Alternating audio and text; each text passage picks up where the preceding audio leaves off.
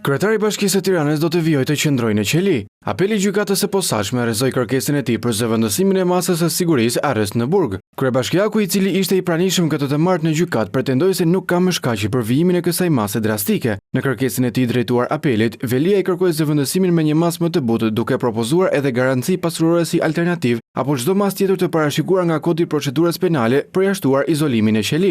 Sipas argumenteve të paraqitura nga mbrojtja, situata procedurale ka ndryshuar pasi çështja tashmë ka kaluar për gjykim dhe provat janë administruar, çka sipas tyre përjashton rrezikun e prishjes apo manipulimit të tyre. Por në përfundim, gjyqtarja e apelit Nertina Kosova la në fuqi vendimin e shkallës së parë, duke lënë Veliaj në qeli. Me nën shkurt një vit pas arrestimit të tij, gjykata vendosi të dërgojë për gjykim çështjen e ngarkim të Erjon Veliajt. 3 gjyqtarë do të gjykojnë kryetarin e Bashkisë së Tiranës, bashkëshorten e tij Ajola Xoxa, biznesmenin Elman Abule, të pandehur të tjerë si dhe subjekte juridike. Janë 18 persona fizikë dhe pjesa tjetër janë shoqëri që përballen me akuza për pastrim parash. Kryebashkiaku u vu në pranga me 10 shkurt të vitit të 2025 i akuzuar për pastrim parash, mosdeklarim pasurie, korrupsion pasiv në 9 raste, shpërdorim detyre dhe futje të sendeve të ndaluara në qeli. Bashkëshortja e tij Ajola Xoxa akuzohet për mosdeklarim pasurie, fshehje të ardhurave dhe pastrim parash, ndërsa në dosje është e përfshirë edhe ish deputetja Klotilda Bushka për veprime që pengojnë zbulimin e të vërtetës.